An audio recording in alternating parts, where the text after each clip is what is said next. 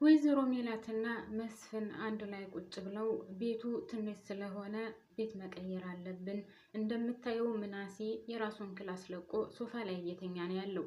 ስለዚህ ለእህቶቹ ለቆ እሱ ሶፋ ላይ እየተኛ ዝም ማለት የለብንም። እናም ቤት መቀየር አለብን ብሎ ለወይዘሮ ሜላት መስፍን ይነግራታል። እሷም በፍጹም ይህን ቤት ልለቅ አልችልም። ሲቀጥል ደግሞ አንተ ከኔ ጋር ለመኖር እያሰብክ ባልሆነ ስትለው እንዴ ምን እያልሽ ነው ያለሽው? አንቺ እኮ የልጆች እናት ነሽ፣ እንዴት ነው የማላስበው ብሎ ሲላት እሷም በፍጹም ይህ ነገር አይሆንም፣ ቤቱም አይቀየርም፣ አንተም ከኔ ጋር ልትኖር አትችልም። መቼውንም ቢሆን እኔ እናንተ አንድ ላይ የመኖር ምንም አይነት ግንኙነት ሊኖረን አይችልም። ስለዚህ ራስህ ተስፋ መቁረጥ አለብህ። ቤቱም ደግሞ በፍጹም አይቀየርም። ጠበበንም አልጠበበንም ከዚህ ቤት እኔ ብዙ አይነት ትዝታ ስላለኝ በፍጹም ይሄን ቤት አልለቅም ብላ ስትለው ምን ችግር አለ? ትዝታ ቢኖርሽም እኮ እሺ አንሽጠው እናከራየው፣ ይህን እናከራይና ሌላ ቤት ገዝተን እንቀመጥ ሲላት ወይዘሮ ሜላትም ሁሉ ነገሬ እዚህ ነው ያለው። የዛ ጊዜ አደባባይ ጥለኸኝ ሄድክ ጊዜ ከዚህ ነገር ሁሉም ነገር አሳልፌበታለሁ። ማልቀሱንም፣ ደስታውንም፣ ማጣቱንም፣ መጨነቁንም ከዚች ቤት ነው ያሳለፍኳት። ከዚህ ቤት ብዙ ትዝታ አለብኝ። ስለዚህ እንደ ቀላል ነገር ይሄን ቤት እንደ ቀላል ነገር ልተወው አልችልም። እናም ይሄን ቤት አልለቀውም ብላ ስትለው መስፍንም እሷን ለማገዝና እሷን ለመርዳት አስቦ ነበር። ነገር ግን ወይዘሮ ሜላት ከመስፍኔ ጋር ያላት ግንኙነት ያበቃ ይመስላል። ልጆቹም እንኳን ሰላምና ምናሴ አንድ ላይ እንደሆኑ ብዙ ነገር ቢያደርጉም ወይዘሮ ሜላት ግን ከመስፍኔ ጋር ያለውን ግንኙነት እንዲቀጥል አትፈልግም። ሰላም ጤና ይስጥልኝ ውድና የተከበራችሁ የቻናሌ ቤተሰቦች በያላችሁበት ሰላማችሁ ብዝዝት ትርፍርፍ ይበልልኝ። ስለመጣችሁ ከልብ አመሰግናለሁ። ይህ ቪዲዮ የሚደርሳችሁ ሁላችሁም ላይክ በማድረግ እንድትተባበሩኝ በትህትና ጠይቃለሁ። አዲስ የሆናችሁ ካላችሁም ፎሎ እያደረጋችሁን ቤተሰብ ሁኑ። አመሰግናለሁ።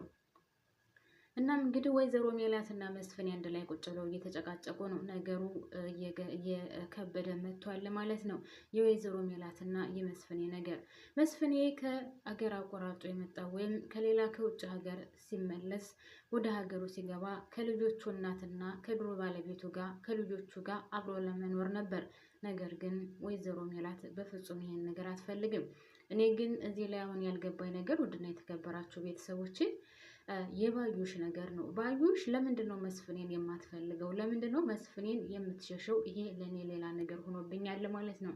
በሌላ በኩል እንግዲህ ሀኒቾም ዶክተሩ እፈልግሻለሁ ብሏት ነበር። ሰላሚናም ምግቧን ለመሰራራት ለወንድሟም ምግብ ለመስራት እየተዘጋጀች ነው። ያው ታላቅ እህት አይደለች፣ እንደ እህትነቷ ለወንድሟ ምግብ ለመስራት እየተዘጋጀች ነው። ሀኒቾም ከአባቷ ጋር ቁጭ ብላ እግዚአብሔር ይመስገን አሁንማ እየተሻለህ ነው፣ ፈጣሪ ይመስገን፣ እናም ሁልጊዜም እንዳንበልልኝ አባዬ እያለች ከአባቷ ጋር ቁጭ ብላ ታወራለች። የሀኒቾ አባትም አቶ ኖላዊ ሀኒቾዬ አንቺን ባይሰጠኝ ምን ሆን ነበር? በጣም እኮ ነው የሚገርመው። የሚገርምሽ ነገር ያሲር ምን እንዳለኝ ታውቂያለሽ? ሀኒቾ የሆነ ችግር ገጥሟታል እና ምንም ሳትጠይቀኝ ጸልይልኝ ብላኛለች ብዬ ስነግረው ምንም ነገር ቢፈጠር ሀኒቾ ታልፈዋለች አታስብ ብሎ ነው ያለኝ። እናም በሚገርም ሁኔታ ነው የመለሰልኝ ብሎ ሲላት ለሀኒቾ ሀኒቾ ባክቶ ወሬኛ በለው ትለዋለች። አይ ወሬኛማ አይደለም በደንብ ነው ያወቀሽ ይላታል። እሷን በል እንግዲህ አባዬ አሁን እኔ በጣም ስለደከመኝ ትንሽ ማረፍ አለብኝ ስትለው እሺ እኔ አልጋውን ልልቀቅልሽና ወንበሩ ላይ ልቀመጥ፣ አንቺ ደግሞ ትንሽ አልጋ ላይ አረፍ በይ ሲላት አይ አባዬ ምን እያልክ ነው ያለው? እየቀለድክ መሆን ያለበት እንዴት ብዬ ነው እኔ ከአልጋ ላይ የምተኛው? በቃ እኔ ከወንበሯ ላይ ቁጭ ልበልና አረፍ ልበል ትለዋለች። አባትየውም እሺሉና እግራቸውን እንደ ትራስ ነገር አድርጋ ካጠገባቸው ከወንበሯ ላይ ተቀምጣ ትተኛለች ሀኒቾ። አባትየውም ከጋቢው ከለበሱት ጋቢ ጭንቅላቷን ለበስ አድርገው ተክዝ ብሎ ቁጭ ብለዋል። የልጃቸው ነገር ያሳስባቸዋል። አሁን ሀኒቾ የዚህ የድራማው ማለቴ የዚህ ውጤት ሲታወቅ አባቷ ምን ማድረግ እንዳለባትና የአባቷ ነገር ያሳስባታል።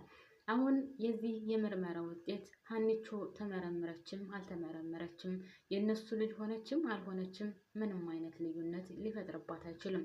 ምክንያቱም አቶ ኖላዊ በጥሩ ሁኔታ በጥሩ ስነ ምግባር አሳድገዋታል። እናም አቶ ኖላዊንም ደግሞ በፍጹም ልትለያቸው አትፈልግም። እናትም አባትም ሁሉም ነገር ሆኖ ያሳደጋት ነው። ስለዚህ እነዚህን አሁን ዘመዶችን ወይም ትክክለኛ ቤተሰቦችን አገኘሁ ብላ ያን ያክል የምትደሰት አይመስለኝም። ያው እርግጠኛ ነኝ ደስ ቢላትም፣ ነገር ግን በአቶ ኖላዊ ቦታ የምተካቸው አይመስለኝም። እና ሀኒቾ እንግዲህ ምን እንደሚፈጠር ከቤተሰቦቿ ጋር ነው የእውነት ትክክለኛ ቤተሰቦቿ ጋር ትሆናለች ወይስ አቶ ኖላዊን ምን ታደርገዋለች? ምክንያቱም ሀኒቾም እያሳሰባን ነበር። አሁን ትክክለኛ ቤተሰቦችን ሳገኝና እነሱ ቤተሰቦች እንደሆኑ ሳቅ እሱንስ ምንድን ነው የማደርገው? አባዬ ጋስ ምንድን ነው የምሆነው? አባዬ ጋር ነው የምሆነው ወይስ ትክክለኛ ቤተሰቦች ጋር ነው የምሆነው? ይህን ነገር ደግሞ አባዬ የሚያውቀው ነገር የለም እያለች የያሲር ስትነግረው ነበር። እናም ወይዘሮ ሜላት ሀኒቾ ልጇ እንደሆነች ብታቅስ ምን ትል ይሆን? ያን ያክል እንደዛ ከፍ ዝቅ አድርጋ እየተናገረቻት እየሰደበቻት የነበረችው ሀኒቾን አሁን ምን ትላት ይሆን?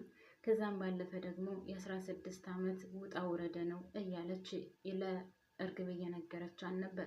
ከ16 ዓመት በኋላ ልጄ ስለመጣሽልኝ በጣም ደስ ብሎኛል። ነገር ግን ከዚህ አሁን እስካለሁባት ሰዓት ድረስ ልጆችን እንኳን ረስቸው ነበር። ሰላምዬ በጣም ተጎድታብኛለች። ያንቺን ፎቶ ይዤ እያለቀስኩኝ ያንቺን ፎቶ ይዤ ሁልጊዜ ቀን ከሌሊት ስላንቺ እያወራሁኝ ስለነበረ ሰላምዬም በጣም ከሚገባው በላይ ተጎድታብኛለች። የእናትነትን ፍቅር አላገኘችም። እንደውም ታማ እግዚአብሔር ነው ያተረፈልኝ። እናም ሰላምዬ የእናትነትን ፍቅር አላገኘችም። ሁልጊዜ ስላንቺ ሳስብ ስለነበረ ለልጆቼ ምንም ቦታ ሰጠቻቸው አላቅም እያለች ለእርግብ እየነገረቻት ነበር። እናም አሁን ከ16 ዓመት በኋላ ስለመጣሽልኝ በጣም ደስ ብሎኛል እያለች እንግዲህ የዚህ የ16 ዓመት ሂደት ነገር ግን ወይዘሮ ሜላት አሁንም ትክክለኛ ልጇን ልጄ እያለች እንዳልሆነ ነው። ትክክለኛ ልጇ ሀኒቾ ሆና እያለ ነገር ግን በመሀል መታ እርግብ እኔ ልጅሽ ነኝ ስላለቻት ብቻ ተቀይራለች። እርግብዬ እያለች ከእርግብ ውጭ ሌላ ሰው ልታይ አልቻለችም። የሚገርመው ነገር ከሰላም ይልቁን እርግብን ነው የምትወዳት። ምናልባት ከ16 ዓመት በኋላ ስለመጣችም ሊሆን ይችላል። ለማንኛውም እርግብን በጣም ነው የምትወዳት። የእርግብ ያላት ፍቅር የተለየ ነው። ለእርግብ ያላት አመለካከት የተለየ ነው። እናም ነፍሷ እስከሚወጣ ነው የምትወዳት።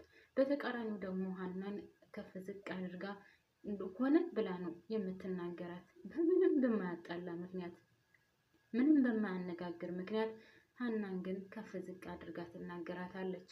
በጣም ይገርማል። እናም ሀኒቾ እንግዲህ መጨረሻስ ምን ይሆን በጉጉት ነው የምንጠብቀው። በነገራችን ላይ ይህን ውጤት ባዩሽ ካልቀየረችው እና ወደ ባዩሽ እጅ ተጠምዝዞ ሌላ ውጤት ካላመጣ እርግጠኛ ነኝ ሀኒቾ ቤተሰቦቿን ታገኛለች ብዬ አስባለሁ።